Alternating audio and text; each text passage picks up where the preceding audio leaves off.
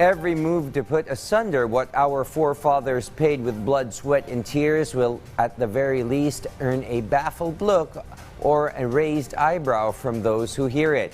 Thus, as it comes, no surprise that even the former cabinet members of the former president who actually made such call are opposing the proposal of their ex-boss for Mindanao to secede from the Republic of the Philippines. Patrick De Jesus has more.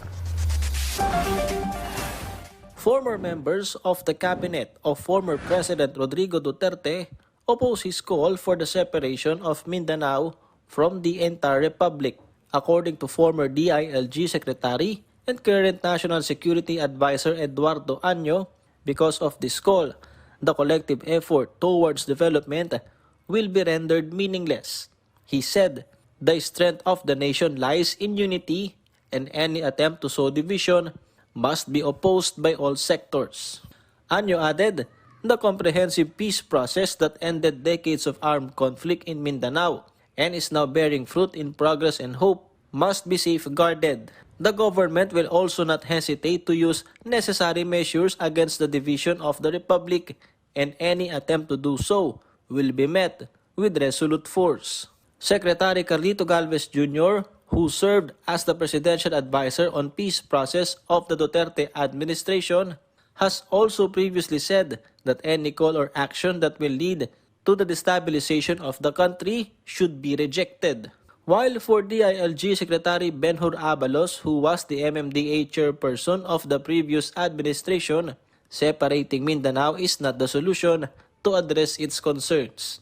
This would also be a violation of the Constitution and would undermine the territorial integrity of the Philippines. In relation to this, Abalos called for maintaining the sanctity of the Constitution for a strong and united nation. The Department of National Defense assures all to fulfill its mandate to protect sovereignty. The same assurance was committed by the Department of Justice as the principal law agency of the government's executive branch, while appealing to all Filipinos to reject such secessionist ideologies. The PNP will also ensure the preservation of territorial integrity. PNP Chief Police General Benjamin Acorda Jr. does not agree with the proposal to separate Mindanao, which seems to disregard the sacrifices made for the country's stability. If there are any efforts of any secession or to secede from a portion of our country, parang hindi maganda, and it will only entail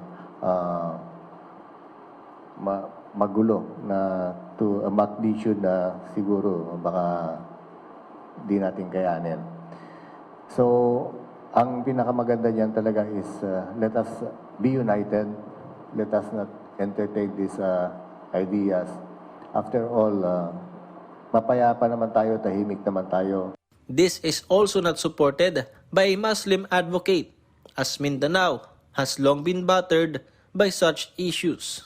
Kami po yung sa Marawi, Lanao, Bangsamoro, ang pinaka-nabugbog na po ng secession, ng rebellion. 50 years, peace talks. Allergic na po ako. I mean, allergic na po kami. I mean, as young Muslim professionals, no po to secession. It shouldn't be a word even that should be raised.